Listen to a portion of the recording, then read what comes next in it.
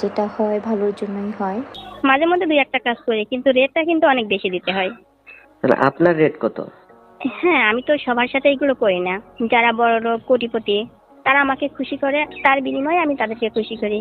আচ্ছা ঠিক আছে শিল্পী নার্গিস সরকার আপা, আপনার সাথে শুধু আমি কাজ করব, আপনাকে কত পেমেন্ট করতে হবে ওই কাজের জন্য?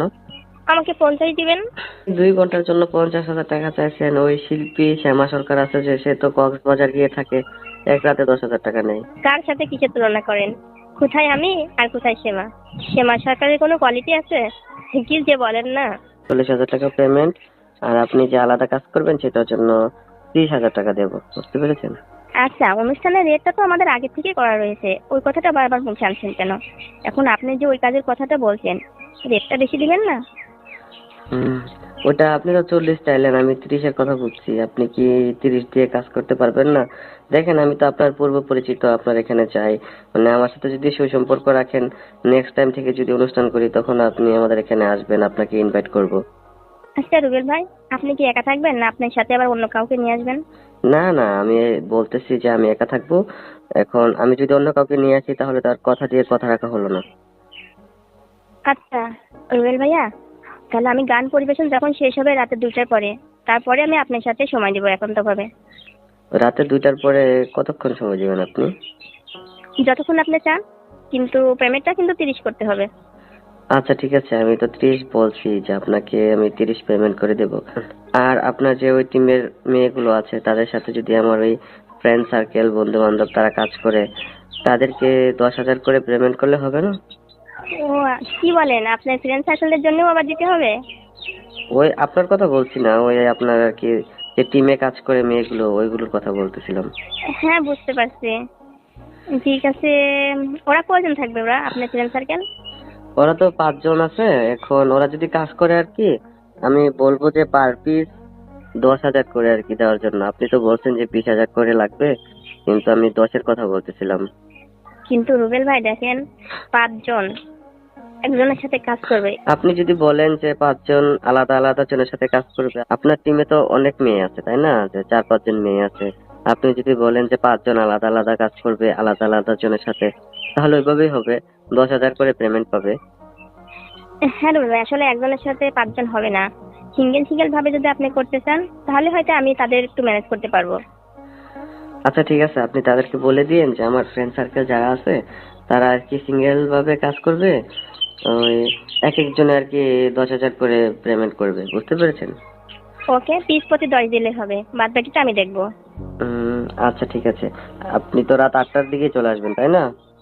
আমরা 8টার আগে চলে আসবো, আপনি সমস্ত কিছু ওখানে কিন্তু রেডি করে রাখবেন, আমরা যাওয়া মাত্রই গান পরিবেশন শুরু করে দিব। আচ্ছা ঠিক আছে, আর আপনি চিন্তা করিয়েন না, আপনি সময় মতো চলে আসেন।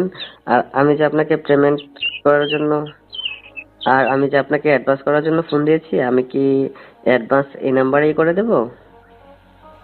হ্যাঁ, এই নাম্বারটাই আপনি কথা বলছেন, এই নাম্বারে পেমেন্ট করে দিলেই হবে। এটা কি আপনার বিকাশ নাম্বার নাকি নগদ নাম্বার? বিকাশ। ও, আচ্ছা ঠিক আছে, তাহলে আমি এই নাম্বারে আপনার যে অনুষ্ঠানের 40,000 এর অর্ধেক 20,000 পেমেন্ট করে দিচ্ছি। আর এখানে কিছু নাই, মন খারাপ করবেন না। যেটা হয় ভালোর জন্যই হয়। তো আল্লাহ যেটা চাইছে সেটাই হয়েছে। এখানে হয়তো আমার এখানে গেলে হয়তো আমি ভালো থাকতাম না, মেহেদি এখানে আসলে হয়তো ও ভালো থাকতো না। তো আগে থেকে সব কিছু শেষ হয়ে গেছে, এটাই অনেক, যে বিয়ের আগে সব কিছু শেষ হয়ে গেছে। তো এটা নিয়ে আসলে আমার ওর প্রতি কোনো অভিযোগ নেই। আপনারা দেখছি যে অনেকেই কমেন্ট করতেছেন ওকে, যে ও কাপুরুষ, ও কেন পাস্ট জেনে কেন বিয়ে করলো না, ও চাইলেই পারতো বিয়ে করতে। এরকমটা আসলে কিছুই না।